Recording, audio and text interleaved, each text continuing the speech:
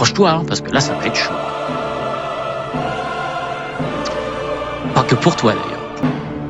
Pour les 2 600 000 auditeurs qui nous écoutent. La partie qui n'est pas notre monde, c'est-à-dire notre terre, là où vivent les hommes adamiques.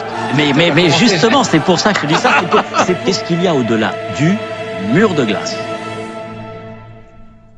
Guillaume, je ne suis pas venu ici pour te convaincre. Je suis venu ici pour exposer certains éléments du monde dans lequel on vit. Est-ce que tu peux nous donner un peu d'infos ?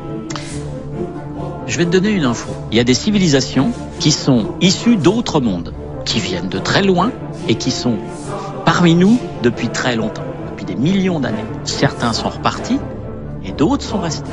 Il y a comme chez nous des races et des sous-races. Il y a par exemple la Fédération Galactique. Au-delà de cette Fédération Galactique, il y a une Confédération Intergalactique. Et au-dessus de cette Confédération Intergalactique... Donc ça, c'est les humains, on va dire, classiques. Voilà. Mais parmi eux, il y a des gens qui sont infiltrés par des civilisations exogènes, qui vivent en dehors de notre monde, au-delà du monde. Des extraterrestres, quoi.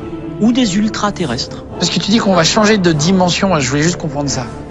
Il n'y a jamais eu d'homme sur la Lune. Ils se nourrissent de nos énergies, et parfois même plus que ça. Pour moi, il n'y a pas de mur de glace, il y a une boule avec de l'eau. Je comprends parfaitement que ce que je suis en train de dire là, ça échappe à 99,99% de la conscience humaine. Il y a ce qu'on appelle le Conseil des Neuf. Je pense qu'il y aurait forcément un mec qui irait filmer. Tu sais ce qu'on en fait, ces gens-là ?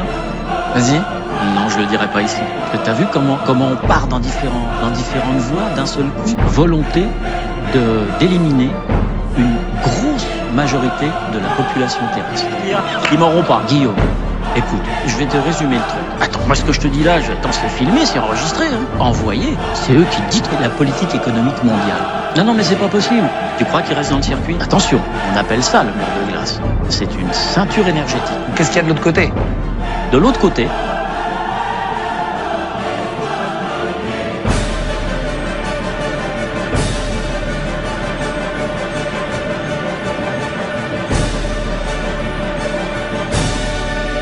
ça fait partie aussi de notre monde, ça.